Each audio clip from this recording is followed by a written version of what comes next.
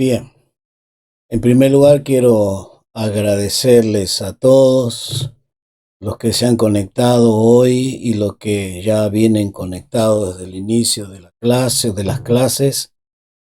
Les doy la muy cordial bienvenida y como deseamos de todo corazón que sea una gran bendición todo este estudio y que puedan enriquecerse y sobre todas las cosas que puedan llegar a entender, que lleguemos a entender, me incluyo, este mandamiento del Señor Jesús de ir y hacer discípulo, evangelizar y discipular, porque no es solamente el mandamiento de ganar las almas, sino discipularlas. Yo ya lo he dicho varias veces y simplemente recordarle que cuando hay un discipulado, hay un crecimiento, es lento, pero es seguro, es lento, pero es firme, es sólido, porque estamos tratando mano a mano con la persona, estamos tratando con su interior, con sus creencias. Entonces le estamos ministrando la palabra a ellos. Entonces le estamos instruyendo en las verdades en las que debe permanecer firme. Yo sigo convencido de que la decadencia de la iglesia, la apostasía de la iglesia, las falsas enseñanzas que hoy hay, es porque la iglesia perdió el discipulado ya hace cientos de años. Hay esporádicamente iglesias que hacían discipulado, pero no lo hacen todo. Y esto ha llevado a que la iglesia comiencen a alimentarse con cualquier cosa sin discernir la verdad y la mentira, entre lo correcto y lo incorrecto, en lo que es de Dios y lo que no es de Dios. Es porque no hemos discipulado, no le hemos instruido. Y te sorprende cuando ve un cristiano de 20, 25 años, no sabe ni el ABC del Evangelio. No sabe lo que es un verdadero arrepentimiento, una conversión. Entonces esto es muy, pero muy alarmante.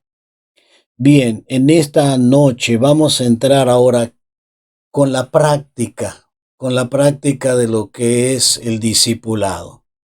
Entonces a, vamos a entrar ahí en el discipulado. Entonces vamos a entrar en esta tarea importante del verdadero discipulado, las 5 leyes espirituales, las 5 leyes. Bien.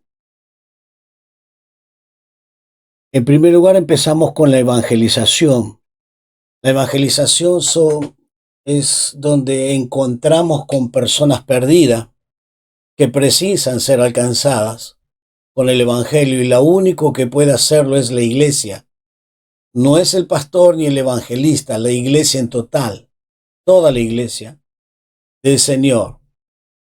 Dios nos ha llamado a todos para cumplir esta tarea, pero voy a darles algunas indicaciones. ¿Qué es lo que precisamos en la parte práctica para que lleguemos a esto? Porque a veces decimos, no tengo conocimiento, no soy llamado para esto. No, todos somos llamados. Había una mujer que se convirtió en el África. Ella tenía más o menos 75 años cuando se convirtió, pero abrazó al Señor de todo corazón, con todo su corazón. Ella no sabía leer ni escribir. Entonces un día le dijo, pastor, por favor, ¿por qué usted no me marca dónde está el texto ahí de Juan 3:16? Y se lo marcó con la Biblia, pero ella no sabía leer.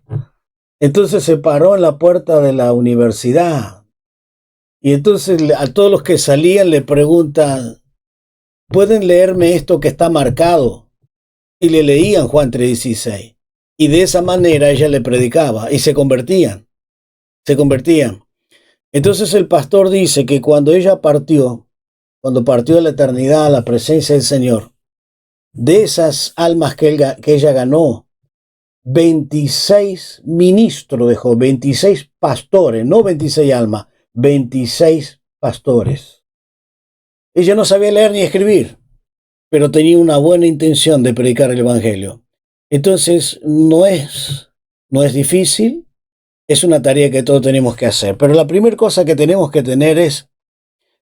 tener una clara visión de la voluntad de Dios. Mateo 9:36 dice, al ver las multitudes, la segunda cosa que precisamos es tener compasión de ellas, porque estaban desamparadas y dispersas como ovejas que no tiene pastor. Jesús no simplemente vio gente, no, yo veo gente.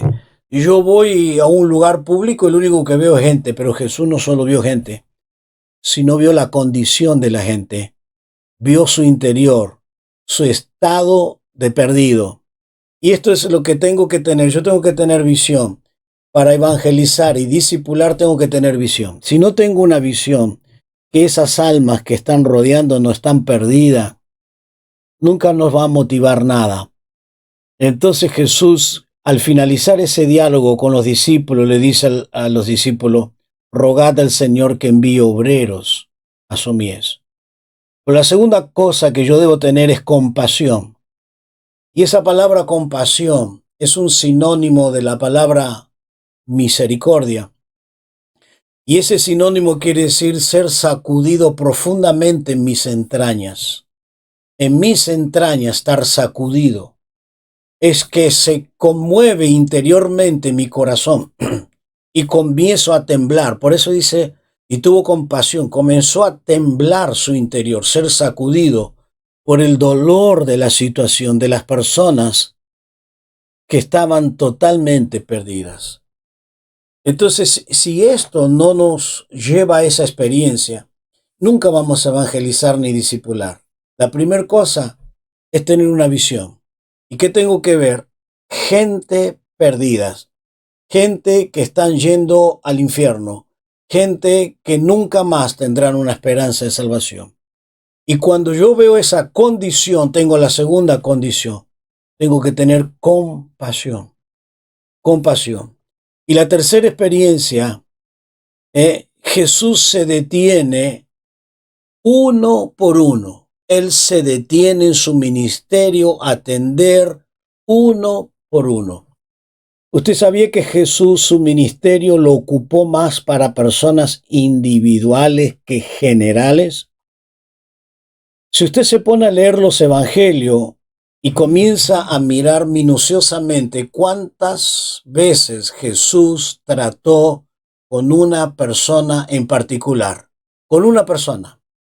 Jesús trató 35 veces en su ministerio, relatado aquí en los evangelios. Y le digo, los evangelios no está relatado toda la historia del ministerio de Jesús. Solamente 35 veces. Por ejemplo, Nicodemos, el paralítico del estanque de Betesda, la mujer samaritana, Zaqueo, y podemos seguir así la lista, 35 veces. En el Evangelio de Juan es el que nos relata muy llamativamente la cantidad de veces que Jesús estuvo con personas personalmente atendiéndola. Y quiero detenerme en una de ellas, por lo menos en forma particular. Y una de ellas es la mujer samaritana. Allí en el capítulo 4 de Juan, en el versículo 4, dice, le era necesario pasar por Samaria. Los discípulos daban toda una vuelta y no pasaban por Samaria. Pero Jesús dice, me es necesario pasar por Samaria. La pasión por las almas lo mueve al Señor Jesús.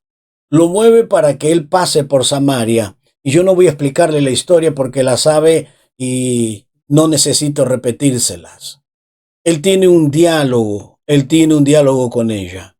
Y entonces ella reconoce y ella misma va a evangelizar a toda la ciudad y reciben el evangelio y se convierten a Cristo. La pasión por las almas lo mueve a Pablo también. Y registra en el capítulo 19, versículo 10, allí Lucas dice, así continuó por espacio de 2 años, continuó por 2 años, de manera que todos los que había en Asia, judíos y griegos, oyeron la palabra del Señor. Ahora, si uno lee muy rápidamente, va a perder una riqueza muy tremenda. Primero, debemos mirar el lado histórico, y el lado histórico no tenían internet, no tenían radio, no tenían folleto, no tenían Biblia, no tenían nada. Pero él, ¿qué hizo? Así continuó por espacio de 2 años. De manera que en esos 2 años que hizo, todos los que había en Asia, judío y griego, oyeron la palabra del Señor. Imagínense esto. El apóstol Pablo les predicó a todos los de Asia. Esa es la pasión que debe movernos. Esa es la pasión que debe sacudir nuestra entraña para predicarle. Esto es lo que el Señor nos ha dejado a la iglesia. No se lo dejó a ángeles, nos dejó a nosotros. Es impresionante cuando notamos que en el texto todos los que habitan en Asia, dice, todos ellos. Sí, en este sentido Jesús no descuidó tampoco ningún segmento social de la época, sino que alcanzó a todas las personas. Y yo me pongo a mirar que desde hace muchos o algunos años, que hay iglesias que dicen, no, Dios nos llamó para predicarle a los ricos, que Dios me llamó para predicarle a la alta sociedad. No, esto es totalmente antibíblico y contrario, porque la Biblia me dice, porque de tal manera Dios amó al mundo, y el mundo incluye todo, pobre, rico, blanco o negro, quien quiera que fuera, Dios los ama a todo. Es imposible que Dios te llame a rico. Déjeme confesarle que hace algunos años atrás estuve en una conferencia y había un predicador muy reconocido, muy famoso. Fuimos varios para asistir a esa conferencia. Entonces el predicador argumentaba que Pablo fracasó cuando le fue a predicar a los de Filipo. Él fracasó a los que fue a predicarles a los de Filipo. ¿Por qué? Porque él les predicó a la gente baja, o sea, económicamente baja. Porque él comenzó con aquellos que estaban en el río, con las mujeres que estaban tejiendo ahí, y solamente a ellos lo evangelizó. Y por eso lo persiguieron, le dieron una paliza y tuvo que escapar y huir. Y argumentaba diciendo, no fue como la iglesia de Corinto. En Corinto comenzó con el nivel social, con el alto nivel. Yo con el que hacía tiendas, Ananías y Zafira. Ellos, perdón, no es Ananías y Zafira, era el otro matrimonio que habían hecho tiendas. Y entonces empezó con el nivel económico grande. Y por eso no tuvo problema en Corinto, no.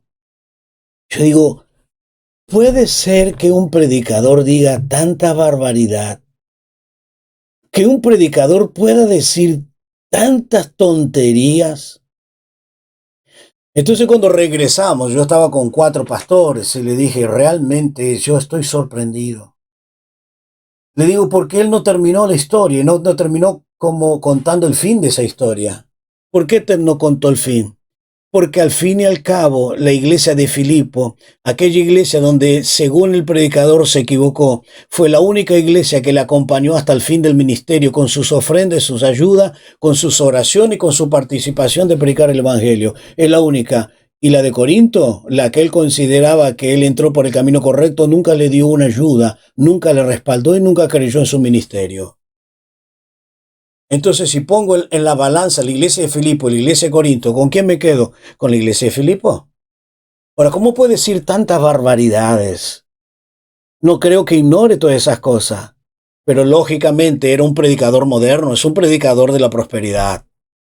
Pero te distorsionan los textos, te distorsionan todo, para hacerte creer lo que no es verdad. Qué tremenda situación. Entonces, el Señor recorría la ciudad, las aldeas y les predicaba a ricos y a pobres. Ahora, la cuarta cosa, el mensaje de Jesús es el mensaje de la iglesia. Es el mensaje que usted y yo debemos predicar. Es lo que la iglesia debe predicar. Y volviendo a la mujer samaritana allí del capítulo 4, Jesús conversa con ella y le dice, ve y llama a tu marido y ven acá. ¿Qué cosa? Él les dice, trae a tu marido. Y ella dice, no, no tengo marido. Y Jesús le dice, bien, no tienes, porque 5 maridos he tenido y el que ahora tiene no es tu marido. Esto ha dicho de verdad. Jesús confrontó directamente al pecador. Lo confrontó. ¿Y cómo lo confrontó? Diciéndole, tú eres pecador. Y el mensaje que tenemos que darle no es un mensaje liviano, no es decirle simplemente que Dios te ama. Es parte del mensaje, pero no es todo. Simplemente Él no trató de herir a la gente, pero les habló la verdad.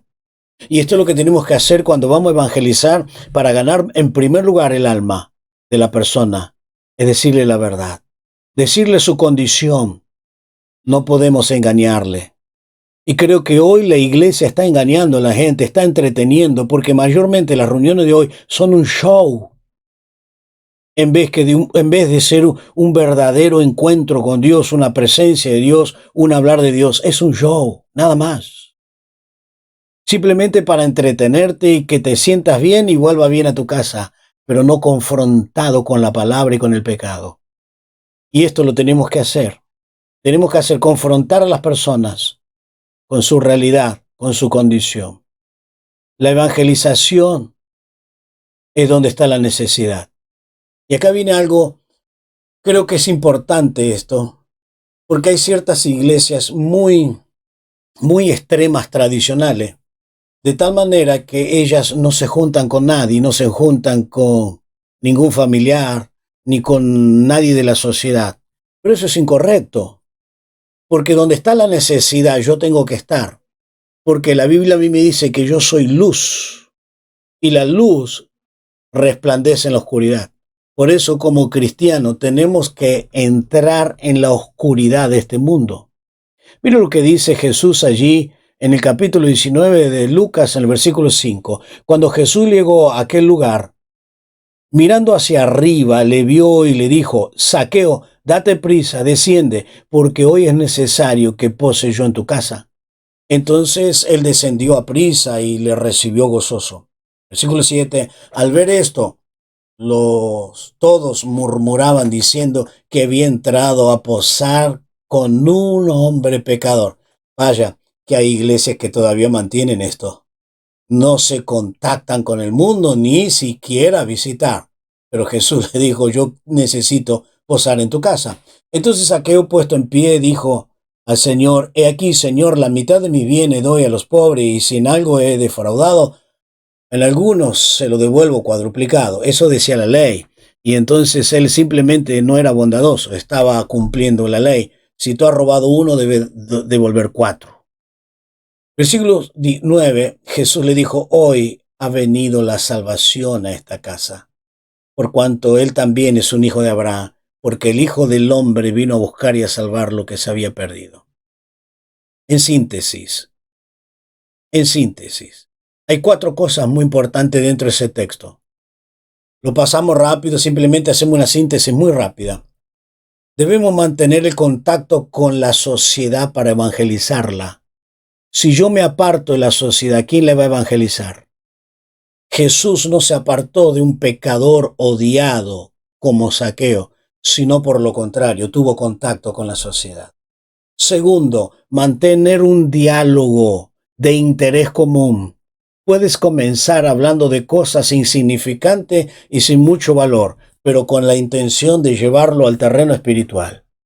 Eso es la evangelización. Primero, te vas a donde está la necesidad, a donde está el problema, donde está la lucha.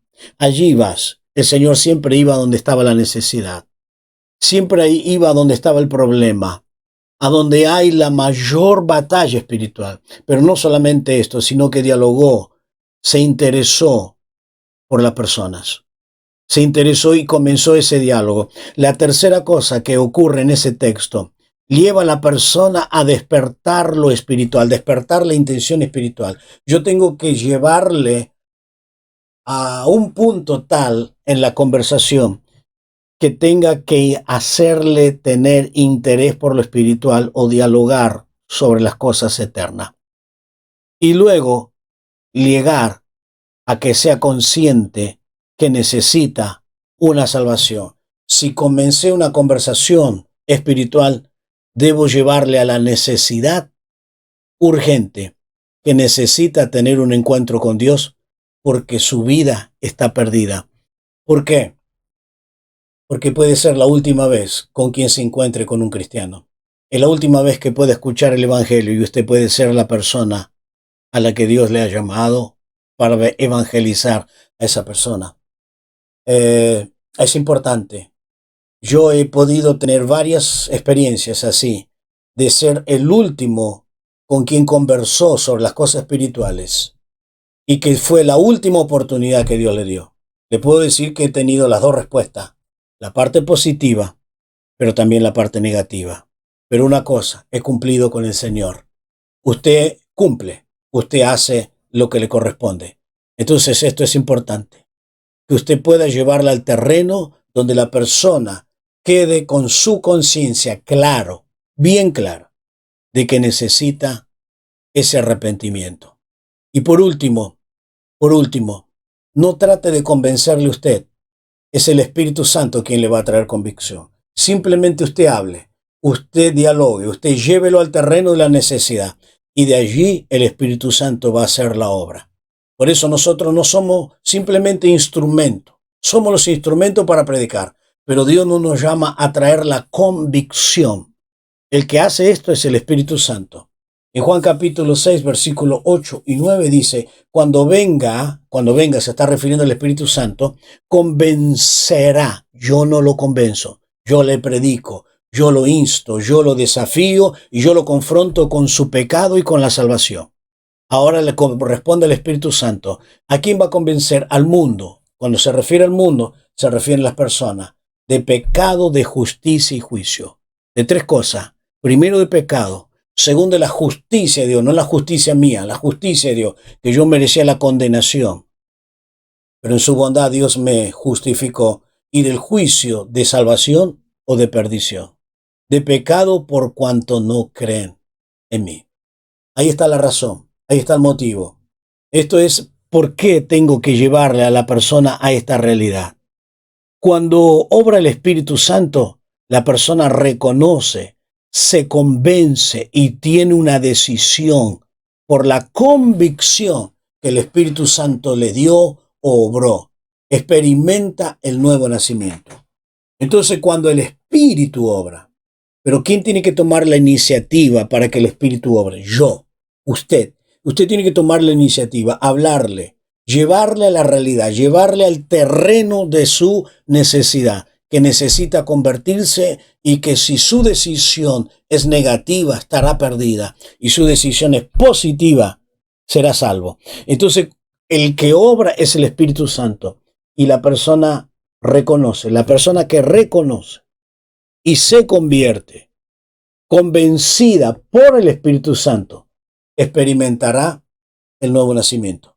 Con toda seguridad que lo que va a ocurrir es esto. Bien, entonces yo quiero que veamos esto, por favor, repasemos esto porque lo agregué porque me pareció importante que lo tocáramos en esta noche. Primero, ¿qué tengo que tener para evangelizar y luego discipular, amar a esa persona? Compasión. Perdón, tengo que tener clara visión. La persona está perdida. Segundo, debo tener compasión por la persona. Debo tener la compasión. Y Jesús no mira a quien evangeliza, pero sí Él se detiene a cada persona, se interesa por cada persona. Mi experiencia personal, muchas veces cuando he ido a ciertos países, en forma particular cuando he estado en el África, o cuando he estado en Cuba, o cuando he estado en esos lugares pobres de América Latina, cuando tú estás ahí, el corazón se te desarma, se te quiebra y Una de las cosas entre las tantas que he hecho en aquellos momentos es decirle, Señor, yo de aquí más jamás voy a renegar, jamás voy a quejarme, porque yo me he quejado de lo que tengo, pero estas personas no tienen nada. Esto sí, lo que es el dolor de no tener nada, el sufrimiento del hambre, el sufrimiento de la miseria, el sufrimiento de las consecuencias de las guerras. Si usted caminaría por el África, como yo he estado en Mozambique, niños, adolescentes, sin pierna y sin brazo, pidiendo algo para poder comer, comiendo pescado en descomposición. Todo es el resultado de la guerra. Entonces tú vienes aquí a América y dices, Señor, tengo mucho por qué agradecerte, tengo mucho por qué glorificarte. Entonces la pasión por las almas es otra cosa. La pasión por los perdidos se te vuelve de otra manera. Por eso tú precisas tener una visión, precisas tener compasión. Jesús se detiene uno por uno. También debemos detenernos uno por uno. Y en cuarto lugar, el mensaje debe ser claro. Tu mensaje debe ser claro. Debes dejarle bien en claro su situación, pero también la salida. No le hables de la condenación sin darle la salida. Siempre hay una salida. Y la evangelización es donde está la necesidad. Muchas veces debemos dejar nuestras comodidades e ir a donde está la necesidad. Y por último, el Espíritu Santo es el que le va a traer la convicción. Bien, entonces, ¿qué tenemos que hacer cómo podemos hacer para la evangelización y para el discipulado, ¿no? Eh, yo he dejado estas 5 leyes, o he elaborado estas 5 leyes. Si bien hay un pequeño folleto de las 4 leyes, hay otro folleto de las 7 leyes, y hay diferentes temas que hablan de las leyes espirituales. Así como hay leyes naturales y rigen el universo, también hay leyes espirituales. Y realmente en la Biblia hay leyes, pero leyes espirituales, donde Dios dice, si tú pecas, estás perdido. Si tú te conviertes y sirves a Dios, estás salvo. Son leyes espirituales, no hay alternativa. Si tú oras, Dios responde. Si tú te consagras, Dios te da bendición. Son leyes, son leyes. Y realmente hace mucho empecé sobre este tema, las leyes, pero es un tema muy largo, de mirar las leyes divinas, mirar las leyes en la Biblia, la que como resultado me otorgan las bendiciones. Entonces, la primera cosa que tengo que hablarle a la persona. Entonces, cuando tú vas a conversar con alguien, cuando tú vas a dialogar con alguien, tú tienes que aplicar lo que le llamamos la primer ley. Ahora, todas estas leyes que yo voy a darles van a haber varios versículos. No están anotados, entonces algunas vamos a usar nuestra Biblia, pero quiero decirle que hay varias, en cada una de estas leyes, hay varios textos, pero por lo menos usted debe memorizar los textos fundamentales. ¿Por qué? Porque usted no va a hablar de su convicción. Usted no va a hablar de lo que usted tiene como concepto. Cuando usted va a evangelizar y va a discipular, usted va a hablarle de la Biblia. Y es por eso que usted tiene que decirle, la Biblia dice así. La Biblia dice así. No lo dice usted, la Biblia dice así. Entonces, cada vez que usted va a conversar, va a evangelizar, va a discipular, usted tiene que tener muy en cuenta, la Biblia lo dice. Yo no lo digo. Y si la Biblia lo dice, Dios lo está diciendo. Y todo lo que Dios dice es claro. Es claro. Entonces es irrefutable. Cuando Dios dice algo, así es. Entonces debemos mirar la primer ley. ¿Qué tengo que decirle cuando voy a evangelizar? Esto es simplemente una guía. Esto es una instrucción. Muchas veces se van a dar de otras maneras las conversaciones y el diálogo. Pero estas cosas que vamos a dejarle prácticamente deben ser parte de su conversación. Así que Dios le dice a Jeremías en el capítulo 1, versículo 5, antes que te formase en el vientre te conocí, antes que naciese te santifiqué y te di por profetas a las naciones. Entonces, Dios no te ama desde hoy. Dios no te ama desde que Cristo murió. Dios te ama y te quiere salvar desde antes que naciera. Desde antes que naciera.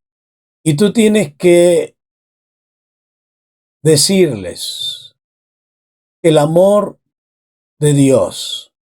El amor es la entrega que lo dio y se colocó en la cruz por amor a ti. Por eso Juan 3:16 dice, y este versículo usted tiene que memorizarlo, tienen que saberlo de memoria. Mire, cuando yo empecé a estudiar desde hace muchísimos años atrás y empecé a aprender estas leyes y la evangelización, comencé a aprender estos versículos de memoria. Y usted también debe tenerlo muy en cuenta para la evangelización.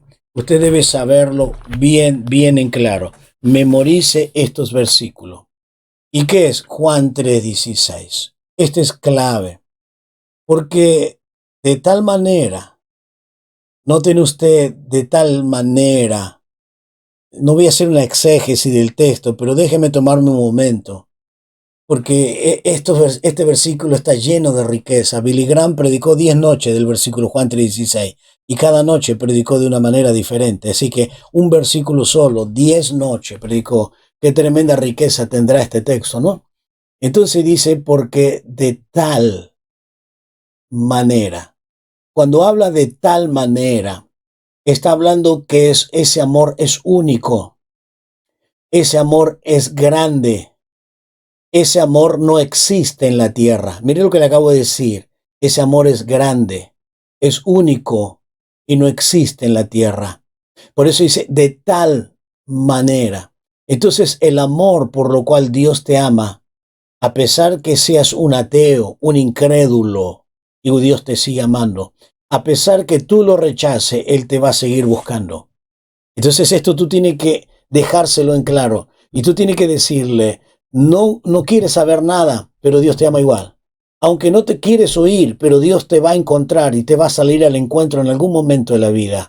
En algún momento Dios te va a salir al encuentro. En algún momento tú vas a necesitar clamar a Dios. Pero recuerda que cuando clames, Dios está dispuesto para oírte. Por eso, de tal manera Dios te amó y te sigue amando. Y te sigue amando. Entonces tú lo vas a confrontar con el amor de Dios. Tú lo vas a confrontar. Y es así. Recuerdo que había un hermano que hoy es un predicador, un amigo mío. Él estaba haciendo el ejército y había uno de los, no sé si era un sargento, pero era una autoridad del ejército. Y él era un incrédulo y se burlaba de él y le hacía pasar malos momentos. Pero él mantuvo su fidelidad y su confianza a Dios. Pero en un momento dado, cuando esa persona tenía un grave problema en su matrimonio, en su familia, y estaba en crisis, entonces se acordó, aquel soldado es creyente, aquel soldado me va a dar una palabra. Entonces lo fue a buscar y le contó su lucha, su problema, y abrió su corazón, y aquel soldado pudo predicarle el evangelio. Tuvo que pasar por el sufrimiento, por la burla, por la vergüenza.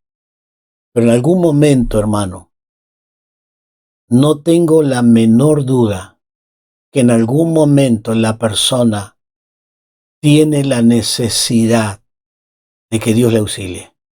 Tiene la necesidad de que Dios intervenga. Déjaselo en claro. Déjaselo en claro. En algún momento tú vas a necesitar. Hoy tal vez no lo necesitas. Hoy me puedes dar las espaldas, hoy me puedes tratarte como un enemigo, pero algún día vas a necesitar a Cristo. Por eso Él te ama. De tal manera, por más que lo rechace, Él te sigue amando. ¿Y cómo Dios te ama? ¿Qué ha hecho Dios? ¿Qué ha hecho Dios para amarte de tal manera? ¿Qué ha hecho Dios para que Dios te ame de esa manera? Dios te ama y se manifiesta su amor entregando su Hijo en lugar tuyo. Porque el que tenía que morir bajo la justicia divina eras tú. Pero el que ocupó el lugar para que tú tengas hoy la vida eterna es Jesús. Él fue el que murió. Él murió por ti. Por eso Dios te ama. Por eso Dios manifestó su amor, ese amor visible, claro y comprensible. Cristo murió. ¿Y qué es lo que Dios te pide? ¿Qué es lo que Dios te pide? Simplemente que creas. Por eso dice, para que todo aquel que en Él cree, que creas. Tú tienes la posibilidad y la determinación de creer o no. Pero es allí donde tienes que tener mucho cuidado. Porque hay muchas personas que dicen, yo creo. No, no, no. Tú crees verdaderamente en la convicción de tu estado pecaminoso y que Cristo murió por ti para salvarte y para rescatarte de esa vida de pecado para que cambies. Porque no es solo creer. Creer sí, pero para que cambies. Para que cambies y para que tu vida tenga un vuelco 100%. Y entonces, ¿cuál va a ser el resultado consecuente de tu fe? ¿Cuál va a ser el resultado? Tener la vida eterna. Mire cuántas cosas hay dentro de este versículo de Juan 3:16, por lo menos de una forma muy rápida. Este versículo lo vamos a estar estudiando, analizando más detalladamente cuando veamos en hermenéutica cómo interpretar los textos y cómo sacar una verdad o varias verdades en un versículo.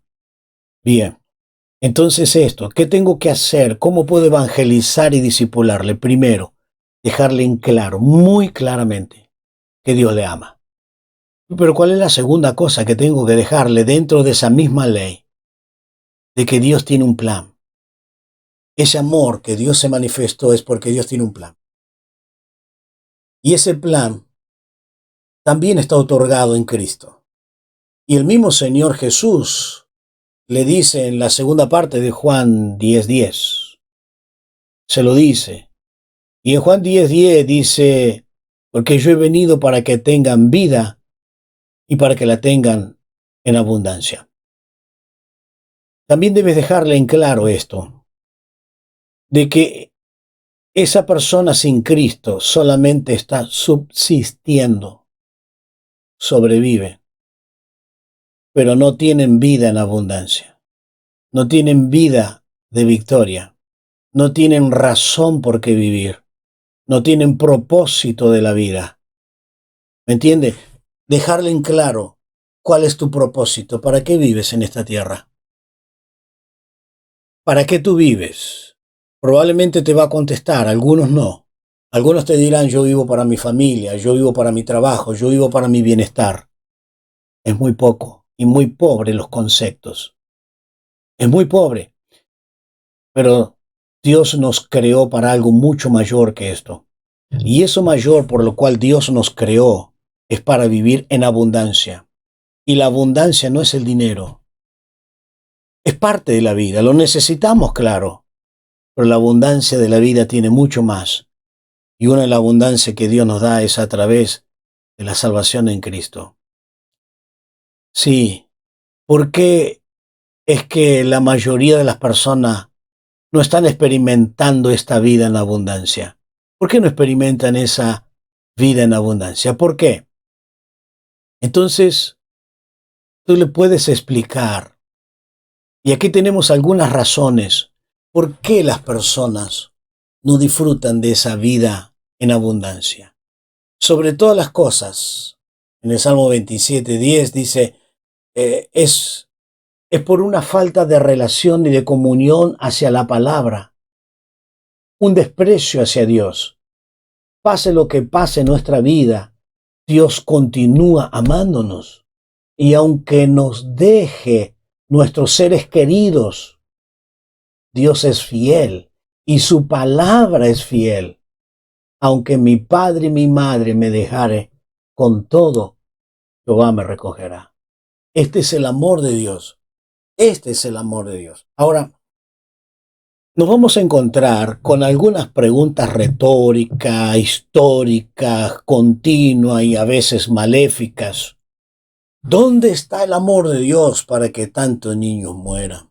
¿Dónde está el amor de Dios para que la gente muera de hambre? ¿Dónde está Dios? Y ahí sucesivamente ponen recursos o excusas. ¿Dónde está el amor de Dios? ¿O dónde está Dios?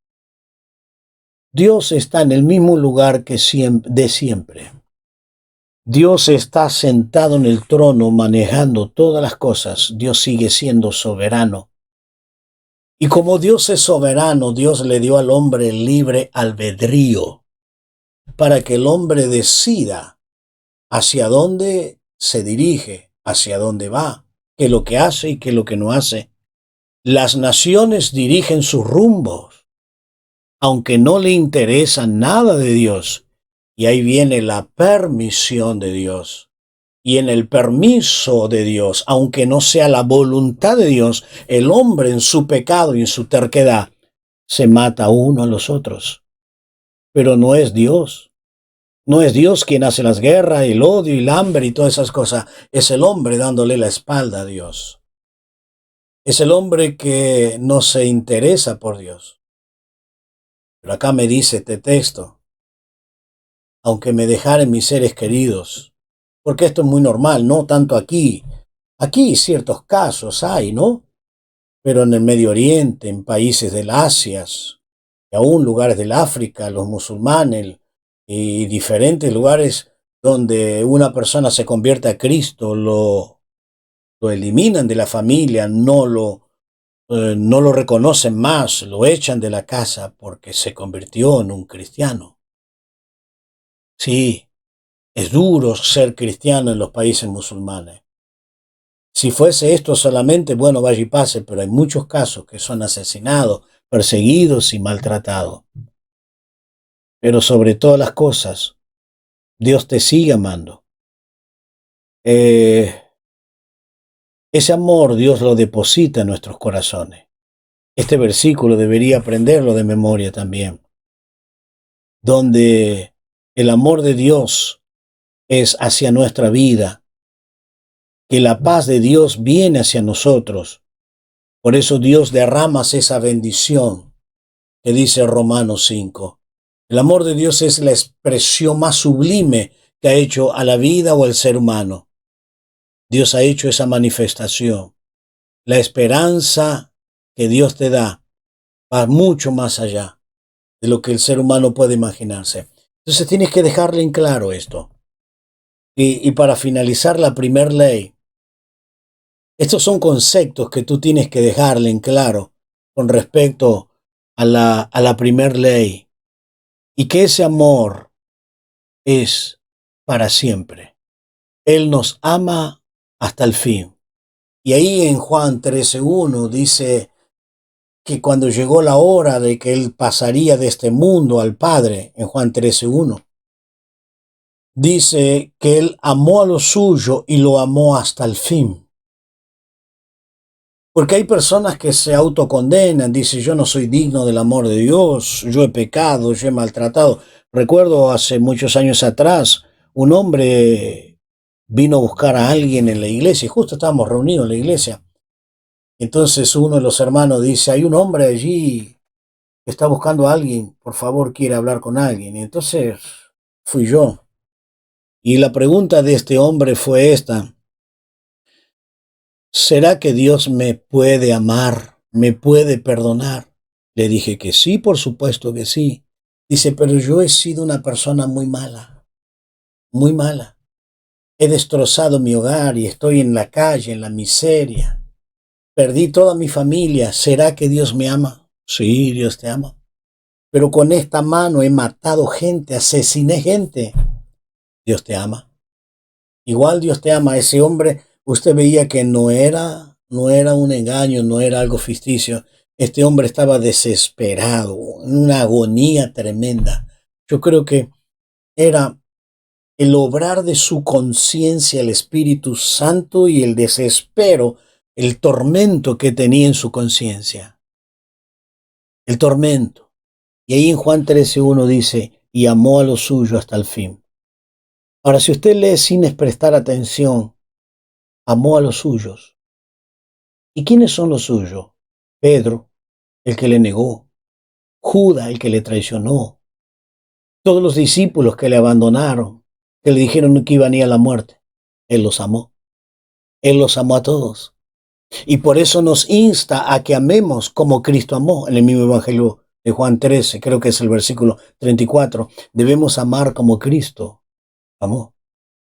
Entonces, este es el amor de Dios. Tengo que dejarle muy en claro que la primera ley es el amor de Dios. Esto es fundamental. Bien. ¿Están viendo, no? La segunda ley. Bien. Bien, la segunda ley, después de mostrarle el amor de Dios, tenemos que mostrarle que Él es un ser humano pecador. Creo que no es novedad para muchos que hoy prácticamente este mensaje no se predica hoy. Hoy no se predica.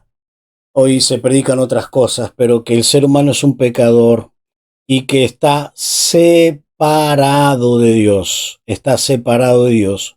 Por lo tanto, no puede conocer ni experimentar el amor y el plan de Dios para su vida. Está eternamente perdido y sin esperanza. El ser humano debe reconocer que es un pecador perdido. Debe reconocer que su pecado lo separa de Dios. Hermanos, esta debe ser la experiencia fundamental, reconocer que he pecado, que hemos pecado. Mire, viene a mi memoria, estábamos estudiando estos días atrás con los misioneros el Salmo 32. Yo quisiera que usted abra su Biblia. Quiero que me acompañe, déjeme compartirle algo de las varias cosas que le compartí a los misioneros.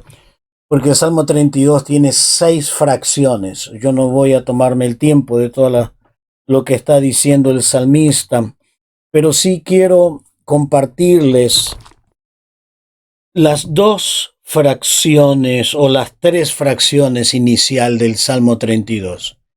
Y esto es verdaderamente un pecador arrepentido. Mire lo que dice el salmista. Bienaventurado aquel cuya transgresión ha sido perdonada y cubierto su pecado. Bienaventurado el hombre a quien Jehová no culpa de iniquidad y en cuyo espíritu no hay engaño. Mientras callé, se envejecieron mis huesos, en mi gemir todo el día, porque de día y de noche se agravó sobre mí tu mano y se volvió mi verdor en sequedad de verano. Bien. ¿Qué es lo que me está diciendo el salmista?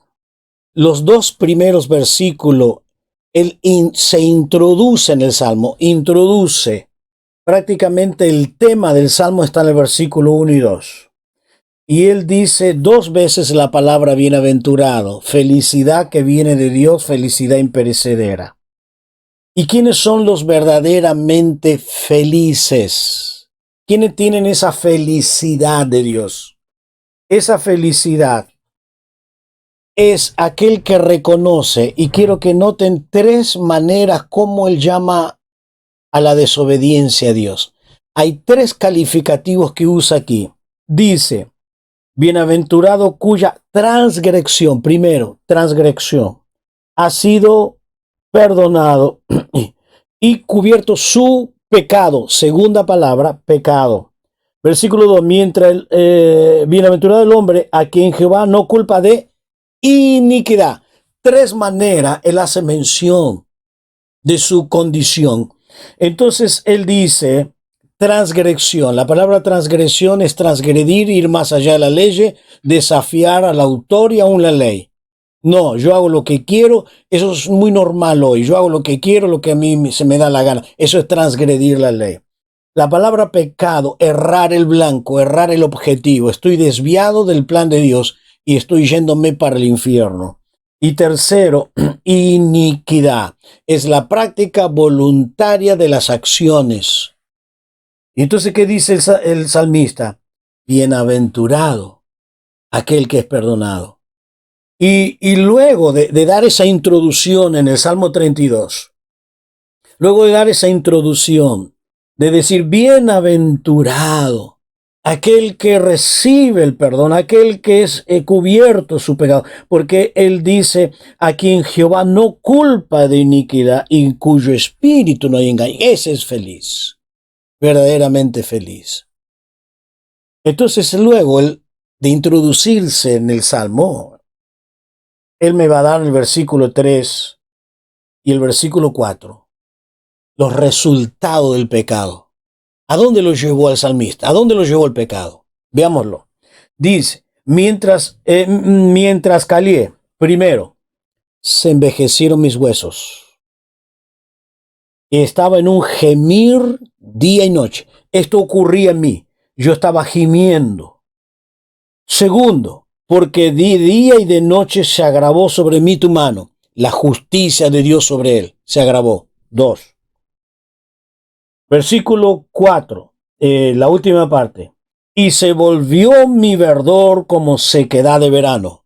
Mi juventud, mi fortaleza, se me vinieron todo abajo y estoy totalmente envejecido. 3 consecuencias del pecado. Número 1. Entonces, dice, mientras calié, se me consumía mi cuerpo, mis huesos. Probablemente él estaba sufriendo de sus huesos. Segundo, dice, porque de día y de noche se agravó tu mano, la justicia de Dios lo alcanzó y se volvió mi verdor en sequedad de verano. Aquella juventud, aquel verdor, aquel sequedad de verano. Entonces tenemos que dejarle a las personas conscientes de su pecado. Pero déjeme dejarle por lo menos el versículo 5. ¿Quién es un verdadero arrepentido? Y el versículo 5, ahí veo donde verdaderamente David estaba arrepentido. Y dice, mi pecado te declaré y no encubrí mi iniquidad. Dije, confesaré mis transgresiones a Jehová y tú perdonarás la maldad de mi pecado. No sé si usted notó que en este versículo vuelve a mencionar las 3 maneras que hace mención a su falta. La que hemos leído en el versículo 1 y versículo 2, que hemos leído la palabra transgresión, iniquidad y pecado. Y en el versículo 5 vuelve a mencionar las 3 mismas palabras. Y él dice, mi pecado, ahí está el pecado, te declaré, no encubrí mi iniquidad, y dije, confesaré mis transgresiones, y agrego una cuarta, la maldad de mi pecado. 4. Pero lo que yo quiero hacerle notar más que esto, hay algo mucho más rico, hay algo mucho más rico acá. El pronombre personal. Ahí donde está la persona que reconoce su condición y dice, mi pecado, mi iniquidad, mi transgresiones. Él reconoce, yo pequé, yo transgredí, yo desobedecí. Este es verdaderamente un arrepentido. Aquel que reconoce, no que escapa y que no, yo no soy culpable, yo lo hice inocentemente, me impulsaron, No. Si no reconoces que tú estás en falla delante de Dios, nunca vas a ser salvo. Entonces tienes que dejarle en claro, dado que hoy en día en las iglesias no se menciona la palabra pecado. Esto no se menciona, pero tienes que confrontarlo con esto. Y todo ser humano es pecador. Este versículo también memorízalo, por favor. Romanos 3:23. ¿Qué dice? Por cuanto todos, y si la palabra de Dios dice todos, es todos. ¿Qué hicieron todos? Pecaron.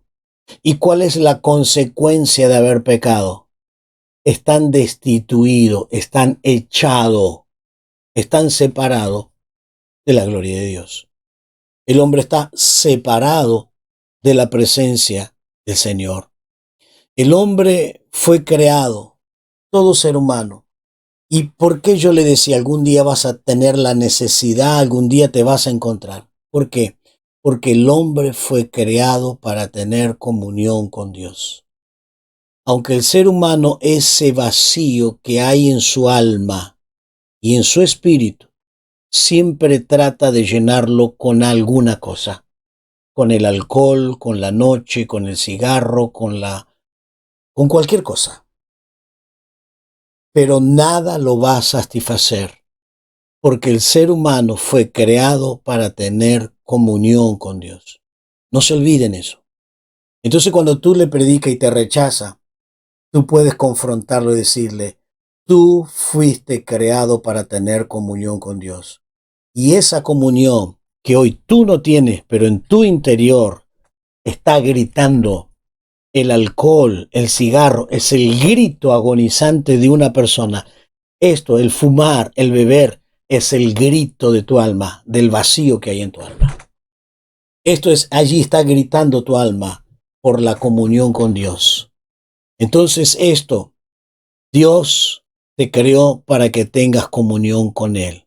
Y esa es la voluntad de Dios, porque todos los seres humanos, hemos sido creados con espíritu.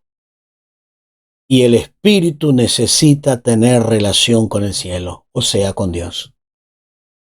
No hay nada en esta vida que va a suplantarlo.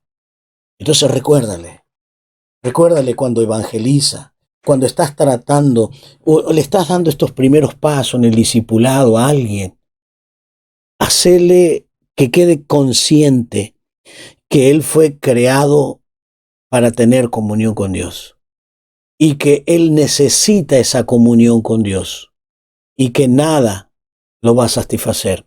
Solamente lo que va a traerte la satisfacción es la preciosa comunión con Dios. El pecado te separa de Dios, totalmente te separa de Dios y estás lejos, lejos de Dios. Y tienes que volver. Recuerda en Génesis, después del hombre haber pecado, allí en el capítulo 3, en el versículo 9 y el versículo 10, le dice Dios, ¿dónde estás tú? Hay muchas preguntas. Yo una vez me puse a estudiar las cantidad de veces que Dios hace preguntas. Pero hay decenas, decenas y decenas de preguntas que Dios hace. Y la primer pregunta que Dios hace es esta. ¿Dónde estás tú? Y esa pregunta no es una duda, porque uno pregunta cuando tiene duda. Pero no es que Dios está dudando dónde está. ¿Dónde te escondiste? ¿En qué lugar está que no lo sé? No, Dios lo sabe. Yo creo que esa pregunta tiene mucho que ver. ¿Cómo está tu interior? ¿Dónde estás parado? Entonces esa pregunta fue más bien reflexiva, más que un interrogante de duda. Es reflexiva, reflexiona. ¿Dónde estás? ¿Dónde estás? ¿Dónde está? Y esa es la gran pregunta que ha resonado, creo que sigue resonando en todos los corazones humanos. Realmente, ¿dónde estás tú? ¿Dónde está? Es Dios preguntando. Cuando Dios pregunta dónde estás, la pregunta es ahí donde Dios te dejó. Es ahí donde Dios tiene comunión contigo. Tenemos que reconocer que no. No es allí donde Dios nos dejó. No es allí donde vamos a tener comunión. Necesitamos volver a empezar de nuevo. Ujú. El hombre está separado de Dios por el pecado, sea grande o sea pequeño. Pero recuerde que una piedra grande, usted la tira en el río al fondo. Una piedra pequeña la tira al río al fondo. No importa si eres un gran pecador o un pequeño pecador, ambos necesitan el perdón de Dios. Y este es otro versículo que debemos aprender de memoria. Debemos memorizarlo y dejarlo bien en claro. Porque el pago del pecado es muerte. O sea, separado de Dios, separado de Dios. Pero yo quiero agregar algo, hermanos, aquí. En este versículo 23, dice, porque la paga del pecado es la muerte, mas la dádiva de Dios en Cristo, la dádiva de Dios en Cristo es vida eterna. Me está hablando de dos oposiciones totalmente diferentes. Todos aquellos que trabajan, después de finalizar su trabajo o después de estar un mes, depende cómo usted esté trabajando, ¿usted qué quiere? ¿El pago? Bien, ¿el pecado qué es? Usted ha hecho algo y por eso algo que usted ha hecho, ¿qué va a recibir? Su paga, su paga. ¿Y cuál es la paga que merecemos? Separado de Dios. Pero ahora, sin yo merecerlo, la dádiva, este es el regalo, no lo merezco, la dádiva, no lo merezco, no hice nada para esto, para ganar esto no hice nada, es el regalo de Dios en Cristo. Entonces en este versículo me muestra las dos contraposiciones. Aquel que hace el esfuerzo para lograrlo, al fin y al cabo está separado. Pero aquel que no hace ningún esfuerzo, Dios lo hizo por él, en Cristo, recibe el perdón. Es la vida eterna. Ahí están las dos oposiciones. Y es bueno mencionar ese texto. ¿Por qué es bueno? Porque aquí tú lo puedes confrontar a la persona. Hay dos caminos, hay dos fines. Tú en tus obras eres un pecador. ¿Qué quieres? Bueno, tu pecado te lleva a la eterna condenación. Pero la dádiva de Dios, el regalo que Dios te dio, el perdón de tus pecados y el amor de Dios en Cristo, te salva, te da la vida eterna.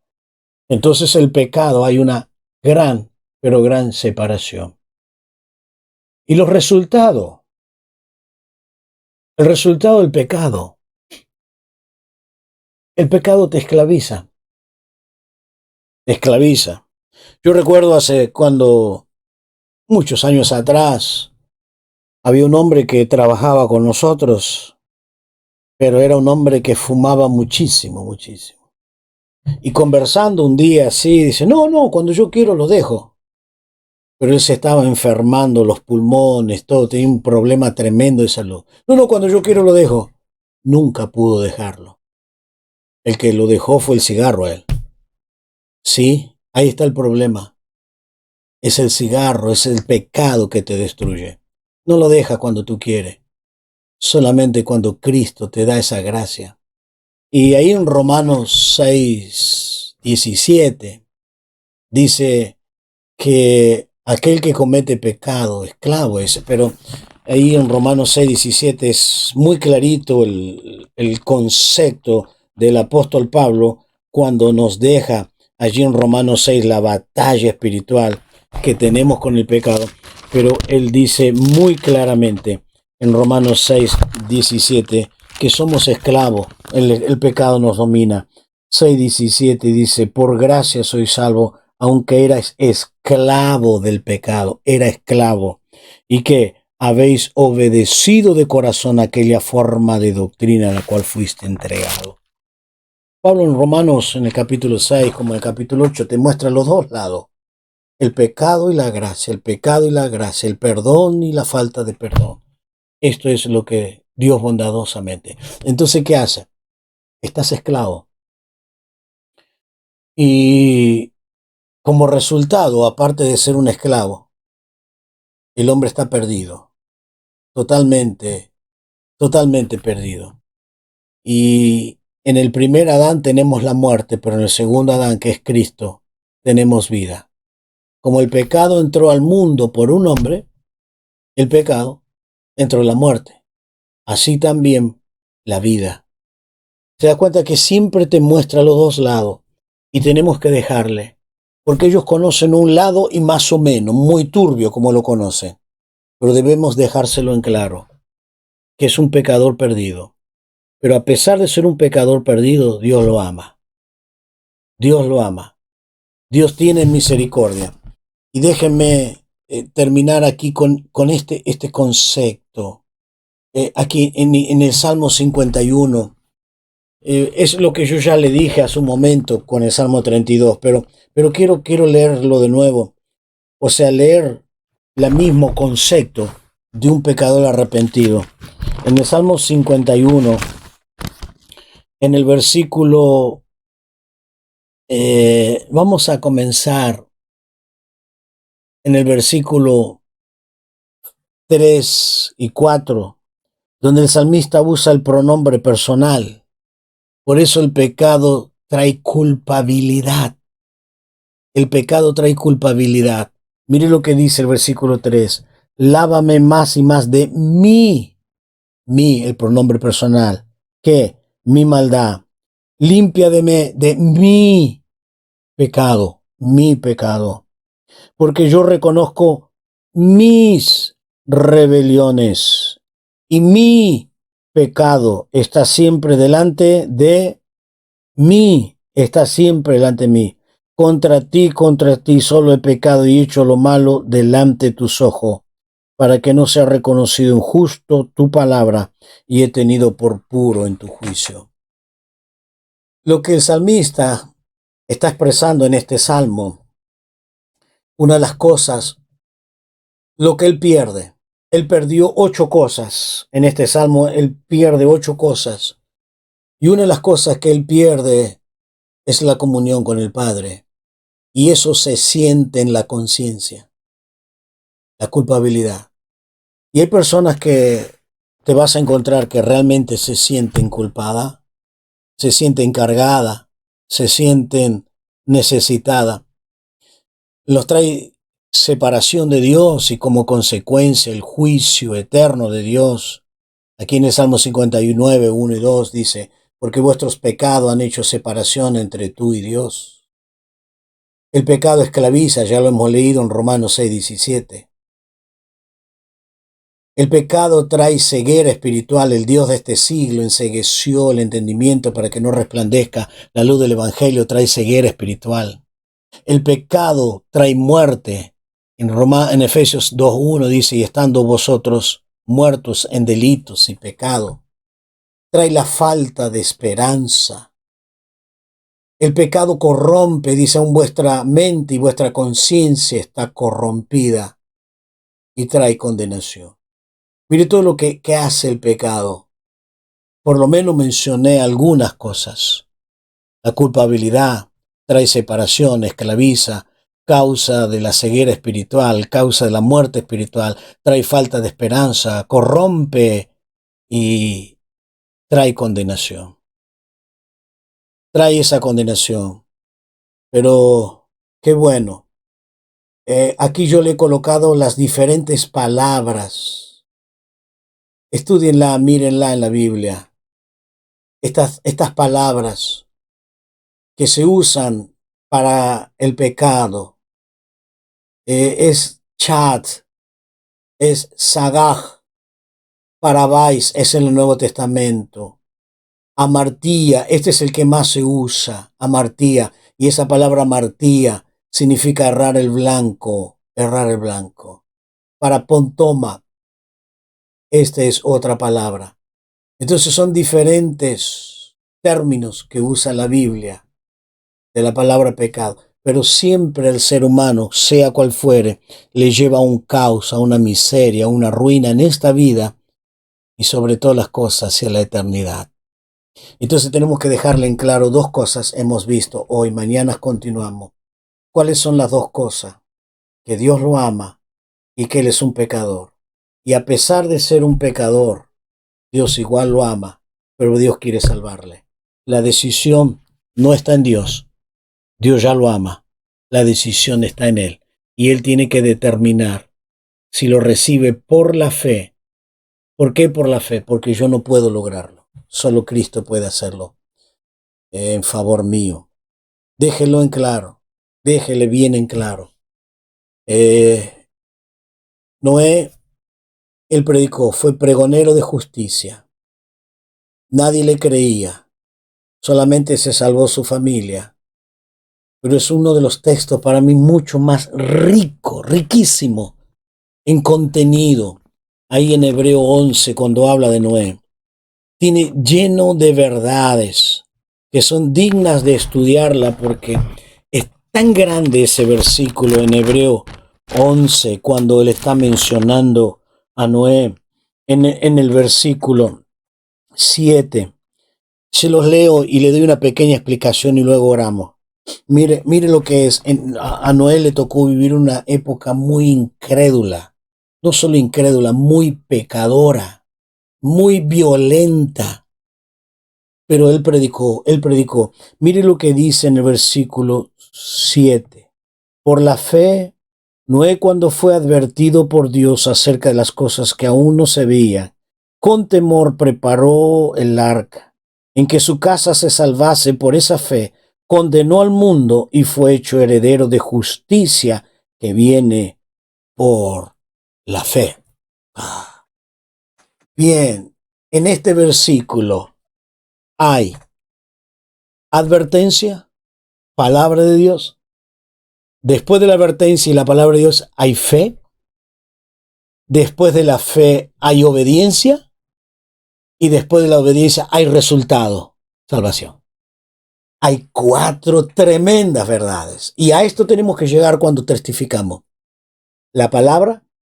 Y esa palabra le genera la fe, le genera luego la fe, la obediencia y luego el resultado. ¿Y el resultado qué es? Salvación. Búsquelo en este versículo, esas 4 cosas. La palabra, la fe, la obediencia y el resultado. Y finaliza de esta manera. Mire lo que dice el versículo. Dice, y fue hecho heredero de la justicia que viene por la fe. ¿Qué está diciendo el escritor? Él ya se anticipó a la justicia de Dios en Cristo. Fue heredero de la justicia. ¿Y dónde Dios mostró la justicia? En el Calvario. Allí Dios mostró su justicia en Noé, cómo Dios juzgará al mundo, cómo Dios hará justicia y cómo lo salvará. De la misma manera lo va a hacer en Cristo Jesús. Dios va a salvar a todos los que se refugian en Cristo Jesús.